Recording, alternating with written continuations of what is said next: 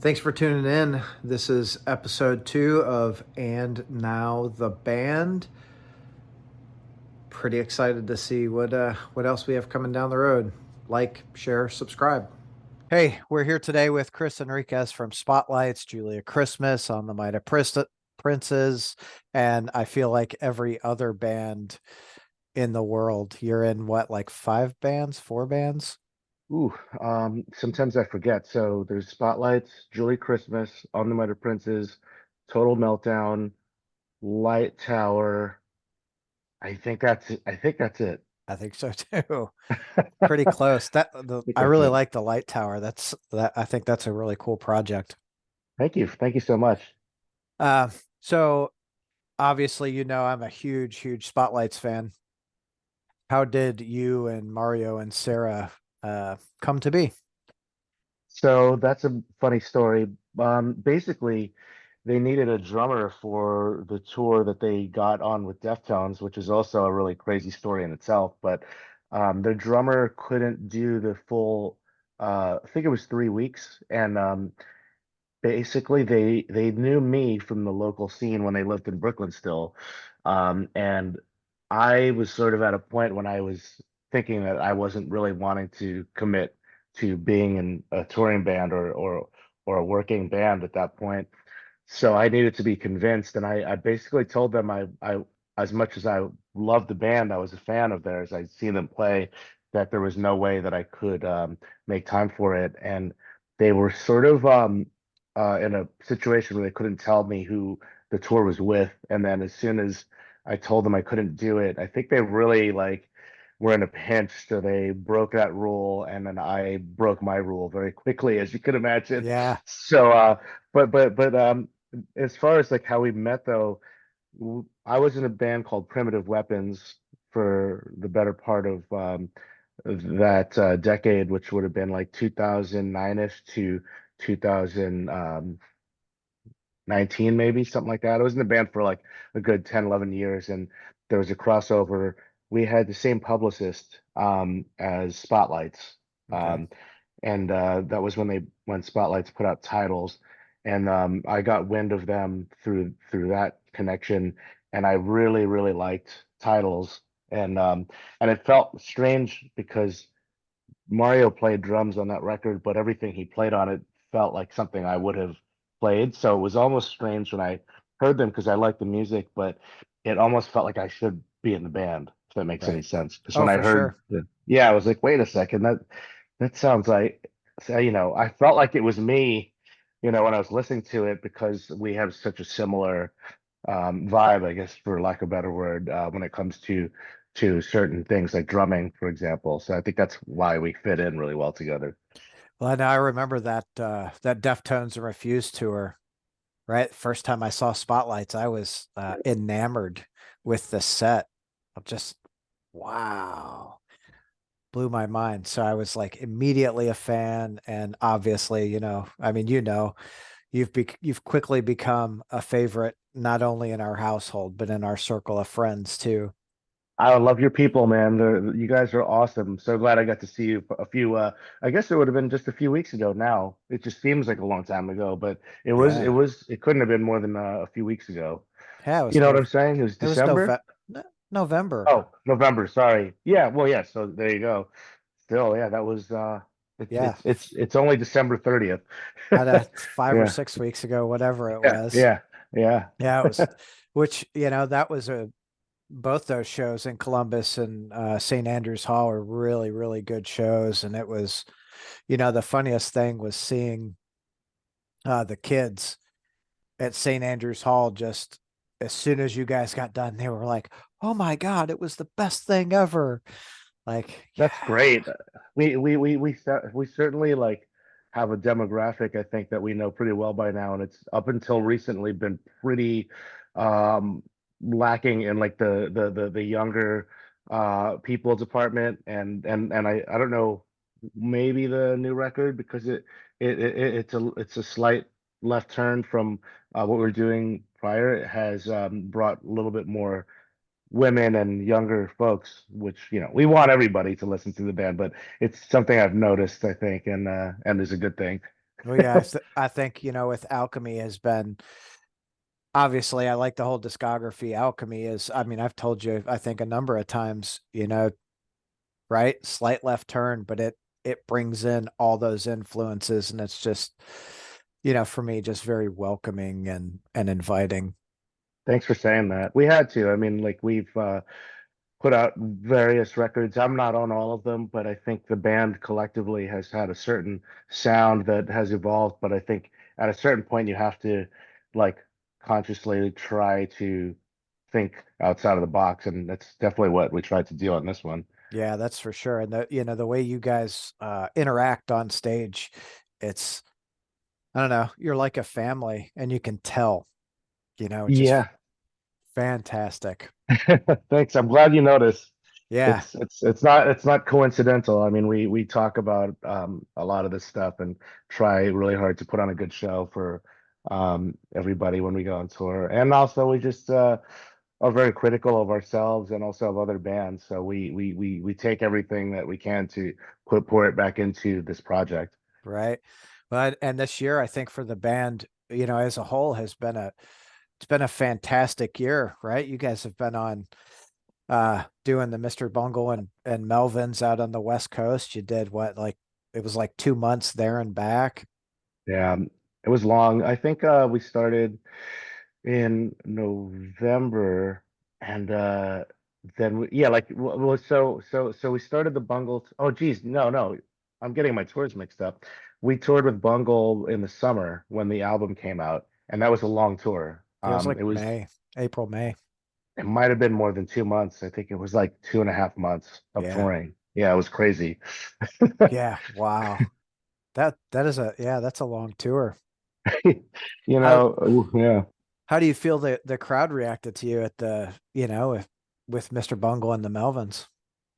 I think that like typically there's an idea that I've had that a lot of people have that those are going to be tough crowds to win over because Bungle and Melvins are these legacy bands with fans who probably just want to go see what they want to see, right? So Right. I always thought that, at least from where I was sitting as a fan before I ended up going on the road with these bands. But I think that what I've learned is that people who are into anything that Patton is going to sign off on is usually open to whatever that is. Yeah. It has been a consistent sort of thing every time we play with Bungle, which is the only band that Mike's in that we've toured with so far, and people have been receptive. I guess you have to be, when you're in a band like Bungle and you have sort of albums that are really so eclectic. I mean, there's no band that's more eclectic than Mr. Bungle for Right. whether you like it or not, and so you have to have an open mind. So I think we've figured out that we fit in somehow in that. And then with Melvin's, it's always been kind. We've played more shows with them than we have with any other band. So I uh I don't know. I think I'm always surprised, when because we don't sound like either of those bands. I mean, I guess like, we Yeah, like to but they think we don't have they don't sound the same either, right? They have Yeah, very yeah. unique sounds, which is, you go to, I mean, I don't know about you, but you go to a show and I like to get there early so I can see like the opening band because I mean that's obviously how I found you guys, but you don't want them all to sound the same. Yeah, no, totally. I think growing up for us is similar in the 90s too, right? Because I saw a lot of bands that would never make sense to be on shows together or festivals. And so that is how I found out about, Jesus Lizard from going to Lollapalooza. And they were probably sandwiched in between like Cypress Hill and the Boss Tones Right. and I remember these lineups, they were crazy. So I think that that what a lot of the bands on Ipecac have done between Dalek being on tour with Bungle or playing with I saw the Bobby Lees recently in New York and we haven't played with them, but it's like there's definitely like not like one style locked in on the label, and whenever the bands get together it's gonna be an eclectic thing. Oxbow is another one that we're playing with, and they're I've never seen them and never met them, but I love the record and I know that it's gonna be a diverse show between us and them. for sure. Well, I think you guys have been, you guys have had some really, really strong tours, and like I know I can't speak for the rest of the Bungle tour, but the at the Palladium show, you know, I it was, I don't know, you probably half full, yeah, probably about half full when you guys took the stage. And I feel like when you got off the stage, the whole crowd was like, yeah, best thing ever, you That's know? one of the craziest photos of the band that Mark from Ipecac took a photo from the side, sort of up elevate an elevated area up in the venue, and it's just us playing for the Hollywood Palladium crowd, and it's like so funny, man. It looks like fake, and it's hard to like process when you're actually standing there what it Mhm. actually looks like, but because you're just concentrating on whatever you're doing and trying not to mess up. Well, yeah, and But I yeah. mean, I feel that show sold out so fast too. It was like, what, 4,000 seats. I feel like it sold out in like the first couple hours. I mean, and you've seen us in front of 25 people, Yeah. so you've seen us in some seriously different environments.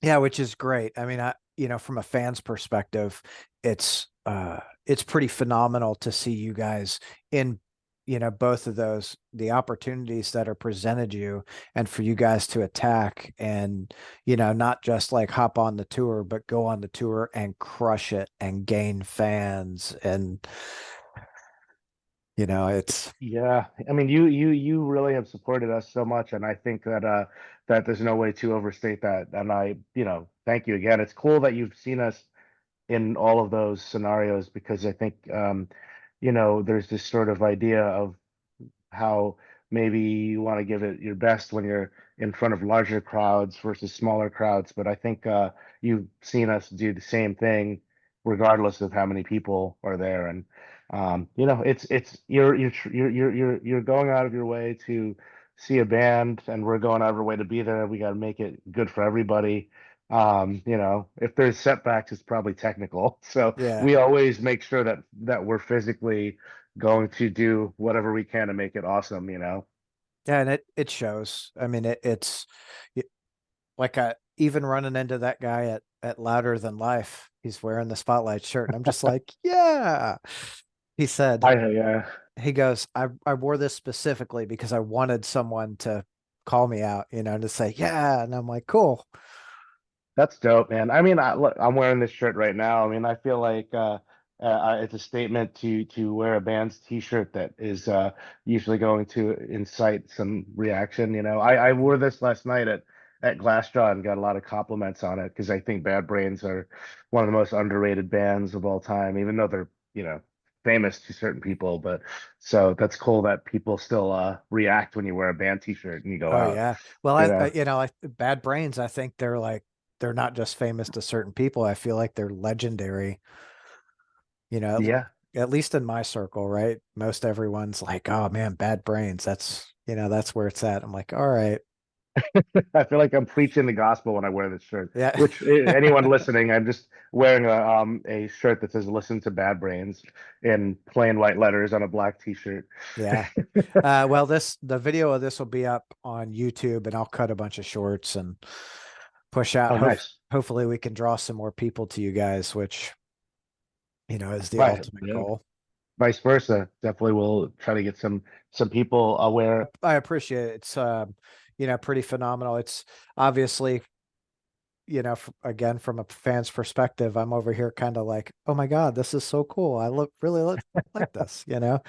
Um, so let's talk about the recording of Alchemy, right? What was that process like? Because I know you're in New York, they're in Pittsburgh, right? Yeah, they moved away, during a time I think that was difficult to continue trying to sustain the band financially, which is not really a great thing to do in New York because it's so expensive. So, Yeah.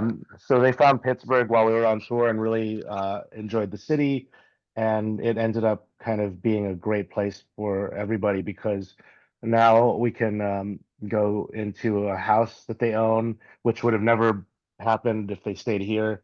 where the studio was built in the basement. And Mario, who is a engineer, has everything dialed in there. So whenever I need to take a trip on a plane, which is like 45 minutes sometimes, from here to there, you could be sitting in traffic longer than that in an Uber in New York to get Getting from to the here to airport. someone's apartment. Yeah, with that too. So that their move there was strategic and ended up being fantastic for us to have a place to kind of get away and create and record and so the process really, I guess, it hasn't like changed because I'm still with them.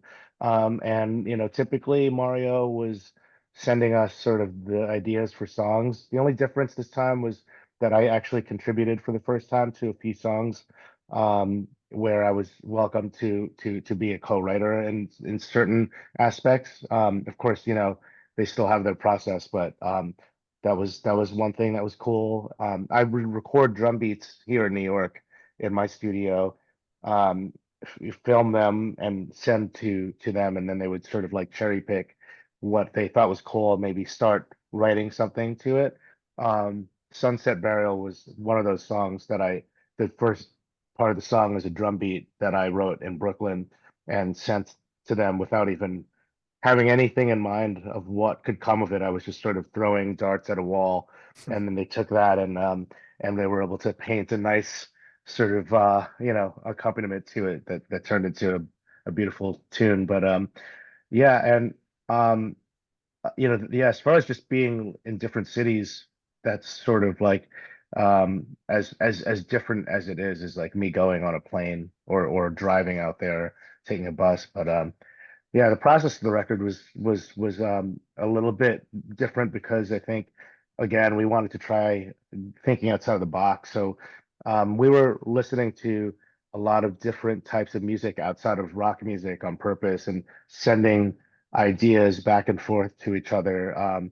So some of those things might have been, kind of trip hop things I was listening to, or some jazzy stuff that Mario was listening to, and then sort of like trying to draw influences that could still fit into our overall vibe. And that's kind of how Alchemy came together. Right on.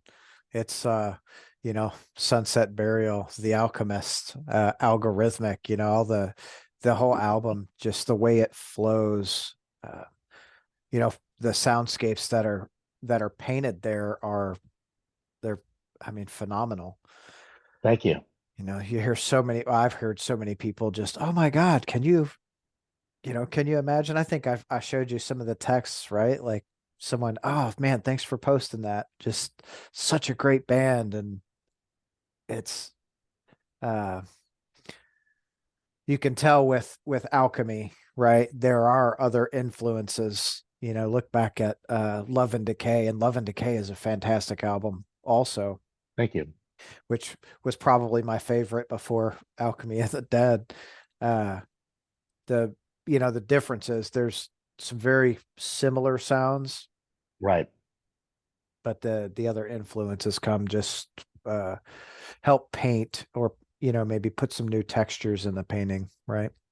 Yeah, definitely. And thank you for spreading the word. I think that the organic part of music getting into other people's ears through um, just people who are enjoying it is always going to be my favorite and most I just did a lecture recently. I was talking to aspiring musicians and people that wanted to work in the music industry at a college. My friend was teaching a class there that thought maybe I could come and give some insight. And I just thought about it while you said that, about how everyone's so like obsessed with the internet, and it's so important, of course. But then I was sort of trying to break down the fundamental values of like people in person, seeing a band live, enjoying the experience, coming up to you and talking to you as you and I have done many times, and then letting their friends know, which again you have also done,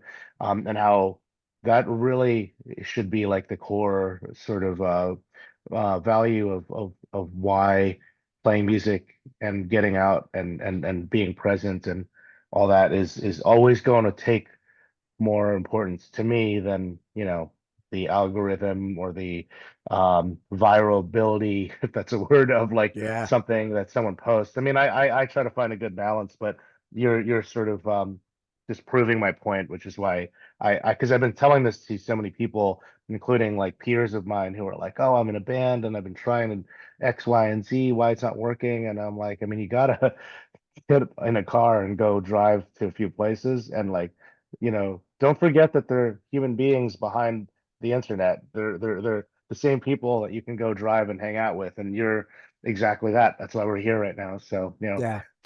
Well, yeah, you look at the grassroots of it all, right? yeah, Historically, with bands, that's how they started was grassroots. I mean, it was.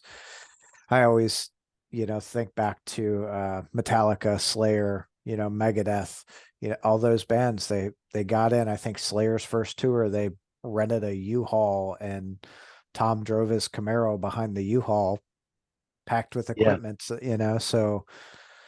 and all The of the the yeah, the internet will never replace that. no, no, not Yeah. at all, which is, fantastic. I, I mean, I'm more of a in-person kind of guy anyway. Same, same. And that's great that you're doing this podcast because you're such an enthusiastic music fan and I think that there needs to be more of that. I'd rather have more podcasts than more people posting 15-second TikToks, but I don't want to sound like an old man, so I'm going to stop myself. Yeah. But yeah, no, but to go back to what you're saying though, like I sort of digress, like thanks for saying that about our albums in the past. I think like some bands I like that like do the same thing, like AC/DC or Motorhead or Ramones. There's always like a need for Bad that, but Religion. Yeah. yeah, yeah, you don't need the minute they change, you're not sure if you want to hear that. But then there's like bands that The Cure, I know, is a band that we all agree on that like, if they didn't evolve, I don't think I think that they changed how you think about music when they, put out Disintegration and, from the first album to there, it's almost like a different band. So I like to kind of fancy what we are um, aspiring to be after like a band like that, for example. Well, it's you're right. It's really good to have those bands that do the same thing every time. And I was one of those guys that was like, I was a huge Metallica fan growing up, Same, and the Black Album come out, and I was kind of like, oh man, like, it's not, Justice, it's not Master, it's none of right. that. But you look back at Kill 'Em All, and Kill 'Em All was super, super thrashy, and then they became a lot more like orchestrated. Exactly. Yeah, you're right. I mean, like people always act like there's an old Metallica and a new Metallica, but I mean, yeah, I mean, Four Horsemen sounds nothing like Master Puppets, the Right, song, you know what I mean? right. But I feel you, yeah. They're a great example. People get real mad at them when they change. And I always find it funny too. Like I of course, like everyone else, I saw Some Kind of Monster and tried to listen to Saint Anger, and we all have our feelings on that. But I tend to listen to the albums that people dislike the most, not because I want to be different, more so because I like to get into the mindset of the band and what they were thinking, because I'm such a nerd about this stuff too. So like I've listened to Saint Anger plenty of times, or like Lulu, just to try to be like, huh, you know, Yeah. Yeah. where did this come from? What were they thinking? Yeah, Yeah. yeah, yeah. Yeah. I Well, digress. Yeah. I think one of the reasons that I was always a music fan was it was, a lot of you guys do something that you challenge yourself, right? Writing music, putting yourself out there, getting out there in front of people and playing, and you're going to have, right, good days and bad days. Regardless, you're out there doing Right. it, and building something. Yeah, absolutely. I think that like people certainly have different ways of looking at art. And I think, again, back to like the sort of like thing where people like to do exactly one thing and they like to stay there and they're really good at it. I respect that move, but also think that I mean, I certainly have only played in bands that have had to continue evolving. I think that's been a trend. That's the kind of person that I am and the type of musicians I attract when I decide to work with people. I think we all have those sort of ethos in mind. Not ethos, but like those mindsets. But they're risks that you are taking. And I think when you have even just a little bit of a following though, like even if you're sort of just mildly successful, it does give you an advantage point to at least be like, well, we know that people that there's a X amount of people that are going to listen to it, whether they like it or not is a different story. And then there's a gamble. Will they continue on this road with us or will they sort of abandon us? But it's it's a risk that it's a bold move sometimes to take, but if it lands, it makes it feel even more special, which, it's not like we put out like a hip hop record or something. It's not like we took Right. a completely left turn, but it was super cool. I remember Mario sort of saying at one point, like, I don't even know if this is good, but I like it. I can't tell. And I thought he was being a little too critical of it. And I had a hard time during the demo stages. I was not really, explaining that to anybody else except it was in my head. I'm like, huh, I wonder how this is going to land. But then when it all came together, I definitely like had that sort of feeling where, well, people don't really like it that much, I don't care because I really like this. So when it got the reception that it did, which I think was more positive, I would say, I think they would agree with me. Like, I think this was met with the most positive response compared to any other record that we've done so far. So, you know, the pressure's on now to try to make another good record. So You know, you we'll see say what the happens. pressure's on, but I think it's you just go back and create what you think Yeah. sounds good and it's going to come out great, especially with the way you three, work together. It's, obviously Mario being the audio guy, the way you guys craft those soundscapes though is fantastic. I'm still not done with Alchemy yet, so I'm not ready for another album. Don't worry, we still got another year of touring on it. So, Right on. yeah, nothing's being worked on yet. We're still riding that wave. Yeah. Well, and you guys again getting ready to go out with Mr. Bungle again over starting in Switzerland, right?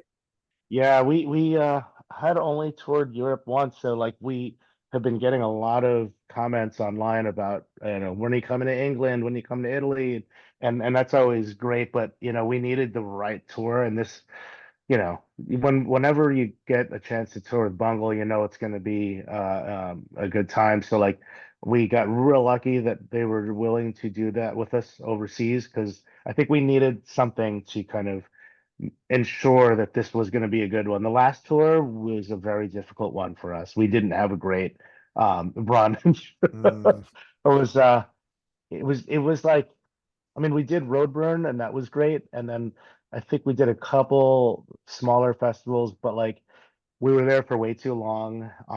There were some shows that were poorly promoted.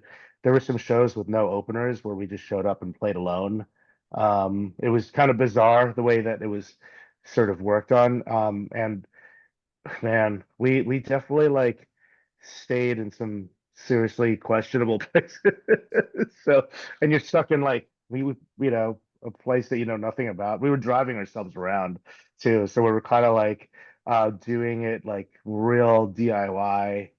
And you're like in Romania, you're like, where the fuck am I? I yeah, guess we're don't staying at this girl's house who might be a drug dealer, and now she's asking us to leave. Like that, oh, cars breaking down, things that maybe if they happened in the States would be fine, but when you're in like a foreign country and you don't know anything or the language, you're kind of like, fuck. you're definitely at I don't know, I'm gonna say a ne Disadvantage. yes, that's I'm Yeah. so brain farting today. No, it's okay. What are you most looking forward to over the next year with the band? I'm really looking forward to Europe. So we're doing Hellfest, which is definitely the number one thing I'm looking forward to, to answer that question. But the whole European tour. But Hellfest is like something that I've always wanted to see as a fan in France. And to be able to play it is like, I would have just paid to go see it, or Right. if someone could get me in. So like I've always watched videos online of Hellfest and peers that have played there and like watched their Instagram stories and been like, wow, that's sick. So like I'm really, really, really pumped about that. Yeah. When that was announced, I was like, yeah, that's so cool. That's Sam in Michigan, he was like, hey dude, want to go to Switzerland? Like, Yeah, man, you could, you should. It's a reason for a trip. I have some friends that are maybe planning on making France for Hellfest and then doing their own thing after that. yeah, that would be cool. We almost went, wife and kids, we were planning on going to Hellfest 2 years ago, 3 years ago. It was probably right before COVID. So then Yeah, right. COVID hit and there was no travel. It's like, oh crap. Damn. Yeah, I mean, post-pandemic has been even more exciting, I think, for everybody because it's like you remember when it was sort of like taken from underneath you. So people are like rampant now. Everyone's just trying to get to get everything out of the way. Like, let's do this tour, let's do this, let's do that. Because you never know. Yeah. Well, yeah, if you definitely don't, especially right with the pandemic, it's like, oh shit, what's going to happen next? Let's enjoy what we can. So we do our best, right? Yeah, yeah. No, we're my wife and I have been going to so many shows lately. It's been really nice because we just we talked about like all these shows that we want to see that were in 2020 that were rescheduled, and one of those shows was the one that I went to last night, Glassjaw. Not that it was rescheduled, but they had like a string of dates. It just makes it a little more exciting. I always remember. I never Yeah. forget. You know. But yeah, no, Hellfest would be number one for me, and the bands that are playing, man, like I just want to go as a fan, like I was saying, our stage is filled with like top to bottom, like Chelsea Wolf, Brutus, obviously Bungle, but and Oxbow. So there's a lot of people that I am fans of that I really want to just like uh be there with. And I like how they sectioned off the stages from like category, or not that we sound like any of these bands, but it feels like you're kind of repping on the same team Yeah.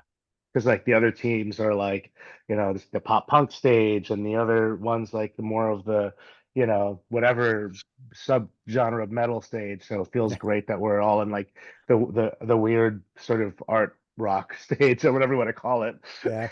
Well, I mean, Yeah, that's pretty fitting, right? Art rock, because that's you. God, I mean, that's where it's at. I've read, I don't know, I read something the other day that was like doom gaze, and yeah. I always when someone asks, what do they sound like? I'm like, well, it's kind of doomy and it's shoegaze, so it's like this doom shoegaze, and they're like, really? What is that? My buddy that came to LA with me was like, you're just making stuff up, aren't you? And I'm like, no, really, that's how it sounds to me. That's really funny. It's a tough question to answer, but you just have to. I mean, that's why they make these marketing terms up, I guess. Yeah. Yeah, Yeah, everyone's looking for whatever that next identifier is.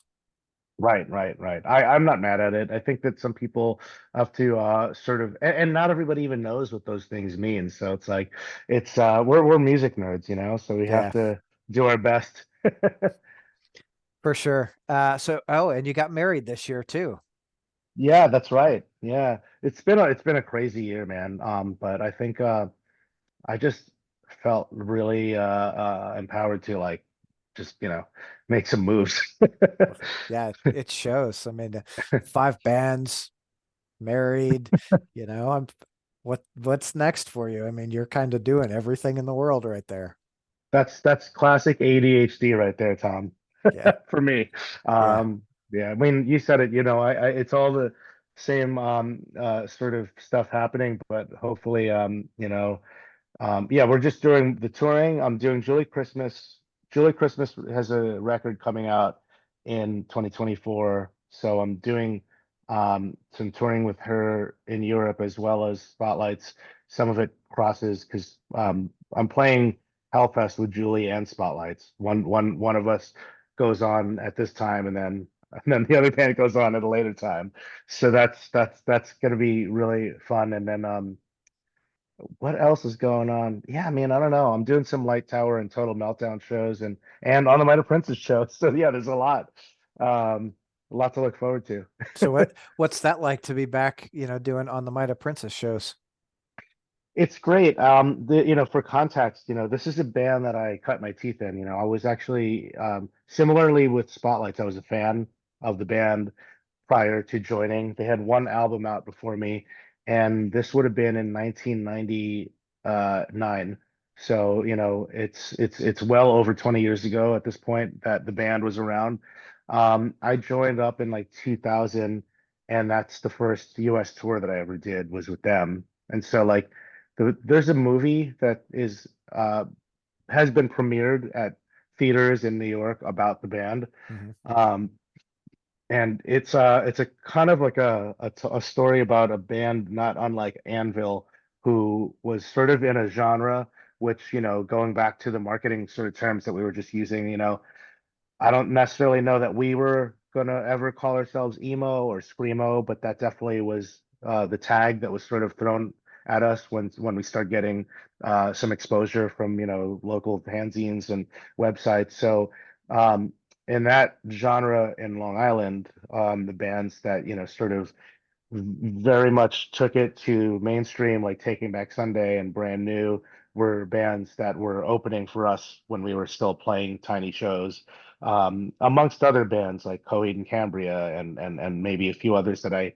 am having a hard time remembering the names of. But in that time, we were sort of in this interesting place where we were part of something that we didn't necessarily see becoming this like corporate rock thing that eventually sort of took over for a certain time and place and in the 2000s and then my singer eventually passed away after we broke up and we had these sort of like crazy things happen in the time that we were banned where we went from like nobody to suddenly like bidding wars of labels, Victory Records, Drive Through Records, which was part of MCA at the time, a major label, and then Revelation Records, and like we were super young. The band broke up when I was only 23.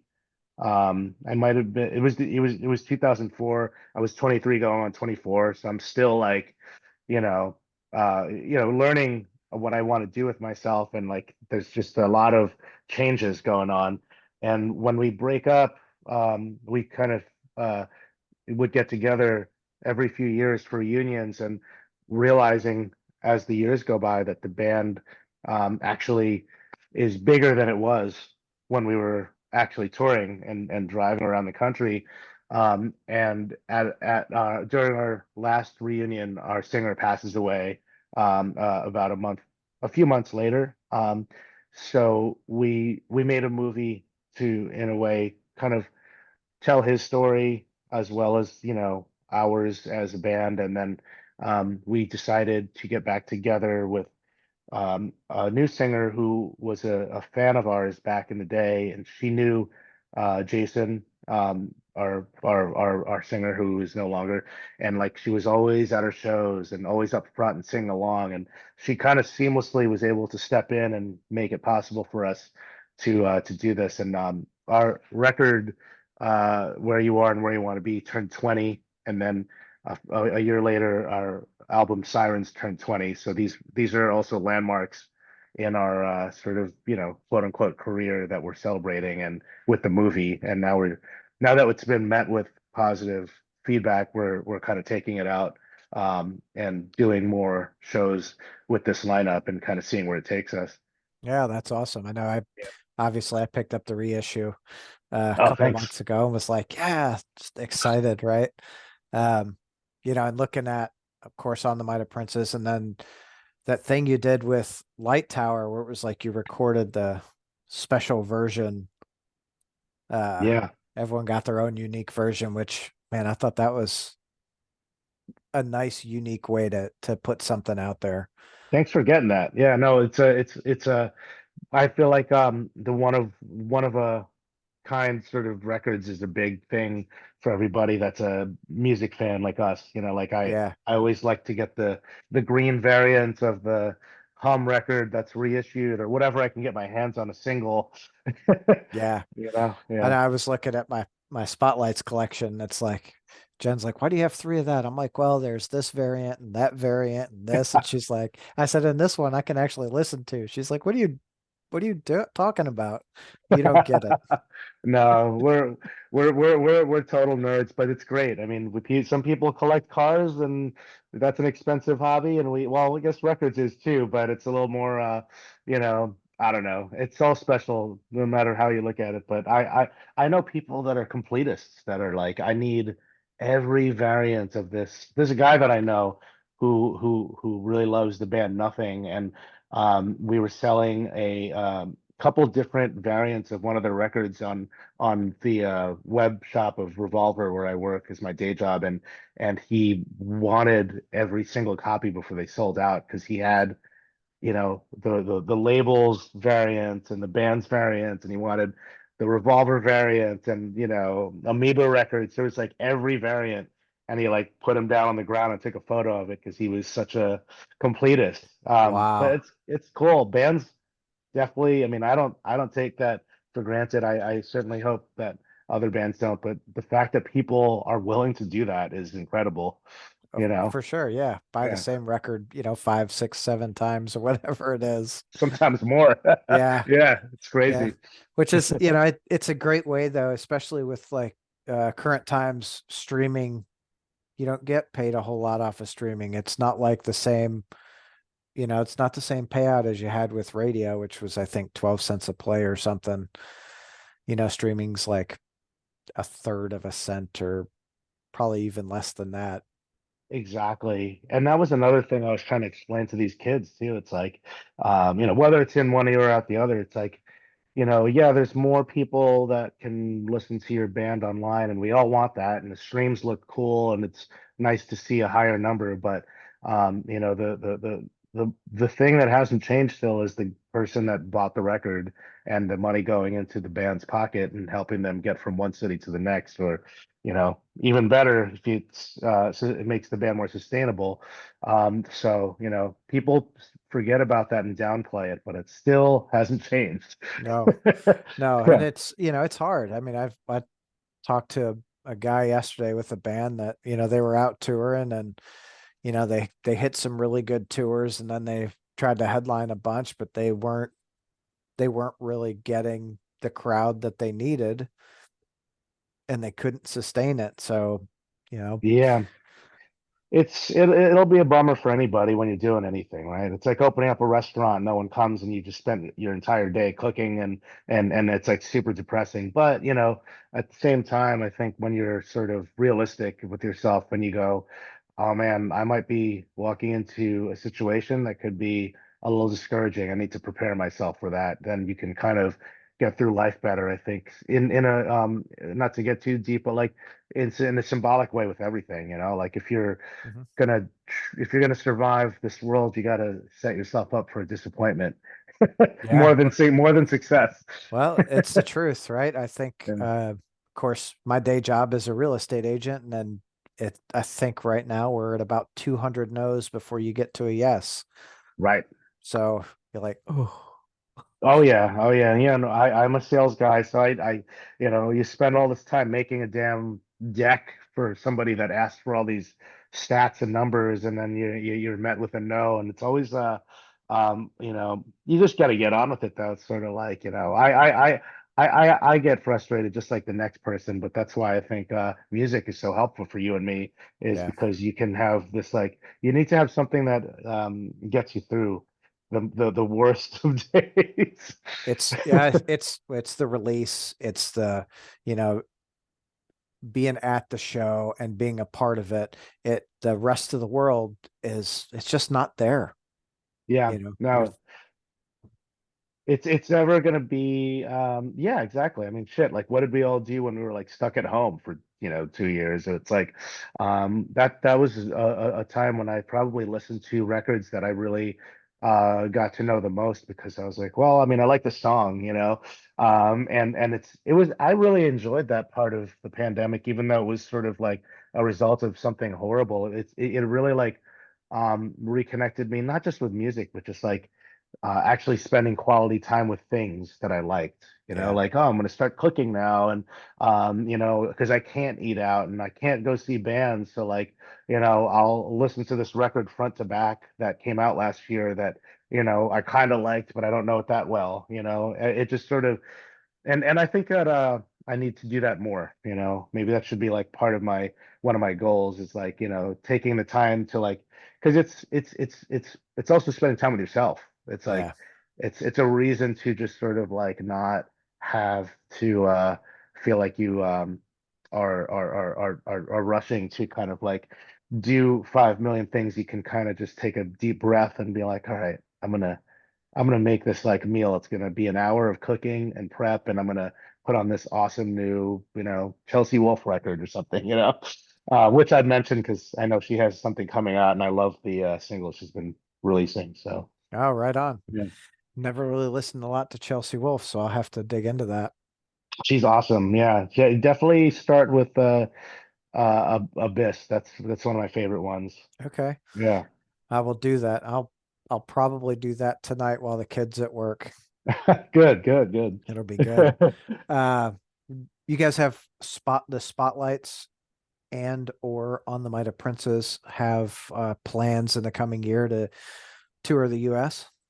On the Might of Princes has a couple shows in the US. We're starting small, but I want to slowly sort of work up to doing more, but we're sort of being a little precious with like, we don't want to like go out and have the same sort of idea of where a band goes out and hopes that people show up.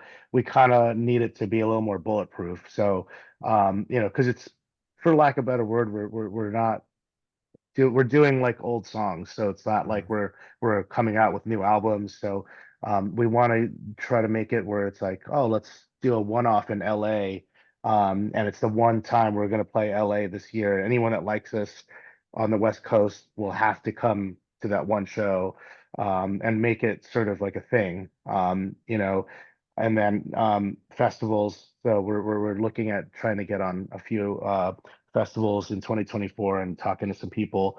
And then Spotlights has nothing planned in the US at the moment, which is rare, but I think Yeah.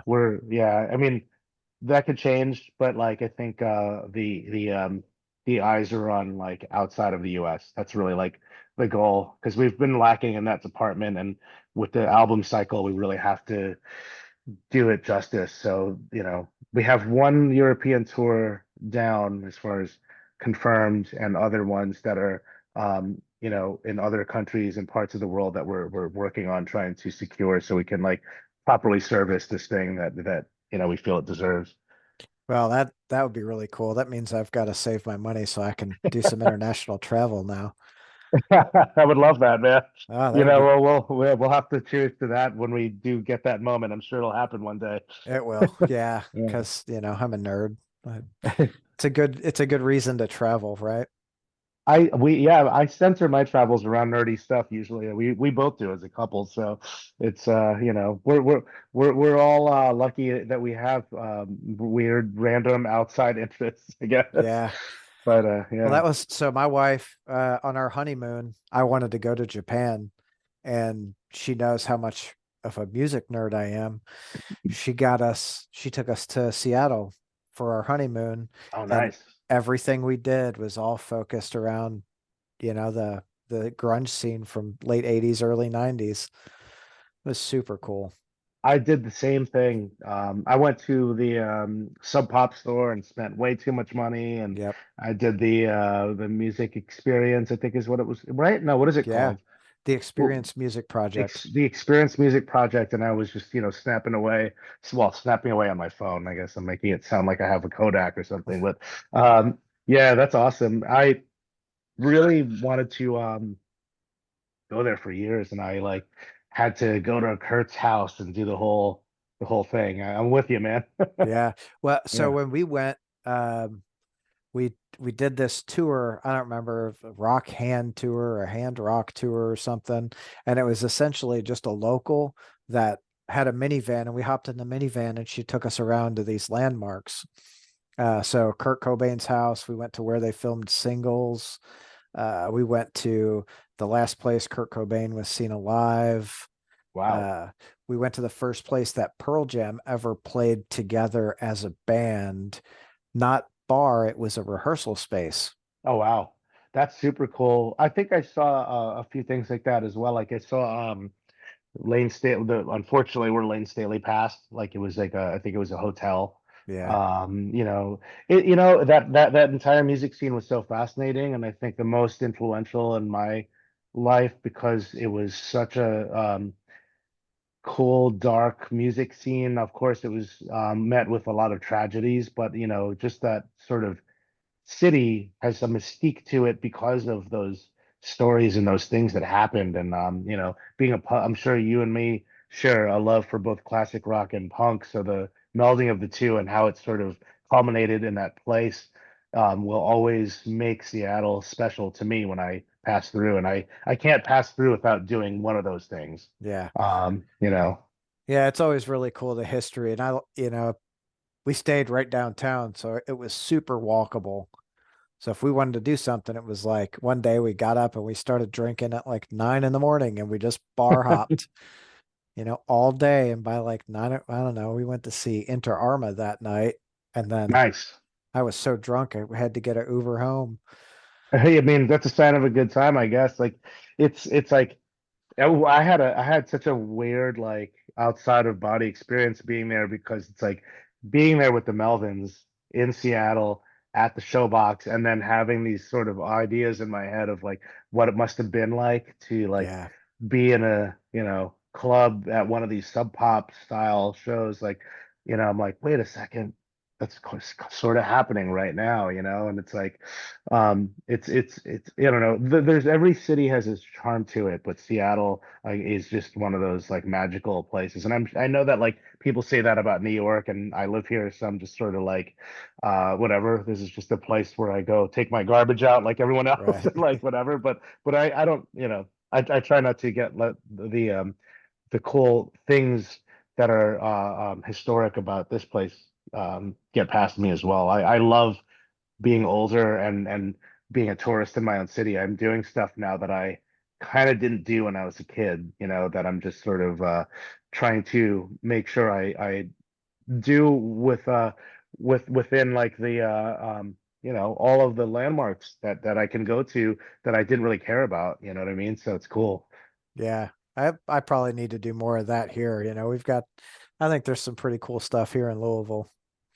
Just gotta Absolutely. Yeah, you just got a gotta great get scene. Oh, for sure. A lot of really cool bands. I mean, last time you guys were here, that place was packed. That was a crazy show, man. It was a little tiny club with a lot of kids. I don't know what the hell was going on in there, but there was a lot of there was a grindcore band that was like kind of like doing some shock rock Yeah. stuff. Yeah.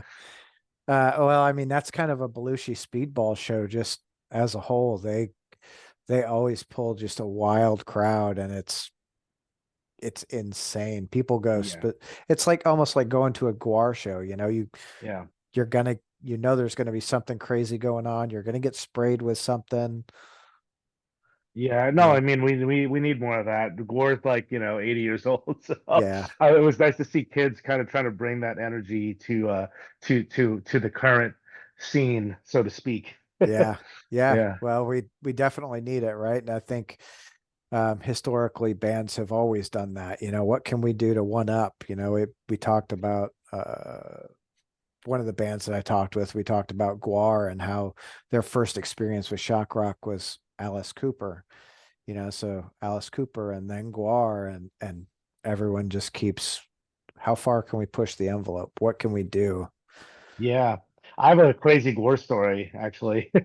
Oh, I walked into a hotel that I was staying at a festival in Texas, and Odorous was in my room sitting on my bed. Really confused, and I found out that the festival. So it was Phil Anselmo from Pantera's music festival. It's Okay. called House Core Horror Film Festival, and it's Okay. bands. It's like horror movies and bands, and it's like his love of both things sort of culminated into one thing. So my band Primitive Weapons played, and they put us in a hotel with all these bands, and Gore was one of them, and Melvins and Down and so many other greats. And so we were apparently given the wrong room, and it was actually supposed to be Gore's room. So they gave us the keys to this room, and we slept in there on the first night. But I guess in the envelope at the front desk, it actually specifically had a name or a band name or a human being's name. And there was a mix up. And so we had stayed on night one in what was Gore's room that they were supposed to stay in the next day. So he had the key. And the funny part about this, to kind of tie a bunch of things together here, since we were talking about Melvins as well, is that both Gore and the Melvins were playing together one night, and me and my bandmates were gonna go see them. And when we went to our room to sort of like just like chill out before the show, I opened my door and this dude is sitting on my bed. And I cursed him out, and I didn't know what he was doing. I thought that like a junkie like broke into my room and was either like stealing or doing drugs. So Yeah. yeah, I opened the door and I'm just like, "Yo, what's up, motherfucker? What are you fucking?" I was like, my vibe changed like really quickly, and then my singer from Primitive Weapons, he had like recognized him and just sort of goes, "Yo, Chris, fall back. I'm pretty sure this dude is Odorous from Gore." And then he like walked into the room and closed the door and talked to him for a while. Came out and he was like, "Yo, we gotta get our stuff out of here. This is a mix up. Like we're actually in Gore's room, and he's like getting ready for the show right now. We need to." He was confused when he walked in and saw suitcases as much as we were. So we never saw them because they moved us to a hotel that was like too far from, there was no other places. So we Oh, actually missed the show, and then he died, of course, and I never got to see Gore with him in the band. So wow. yeah, I mean, I figured this was an opportunity to tell that story if we're talking about Gore. Yeah. No, I don't know if I've brought that up on a podcast, so I think that's I think that's a pretty good that's actually a really good story. Well, I know you've got a busy day ahead of you. I don't want to keep you. I greatly appreciate you coming and spending some time talking with me today, and hopefully we can get you guys some more record sales going. oh, thank you, man. I hope so, and I just really appreciate you always just being an awesome dude, man. So For thank you sure. so much. Well, Yeah. thank you, man. Have a great day. All right, take care, my brother. See you, brother.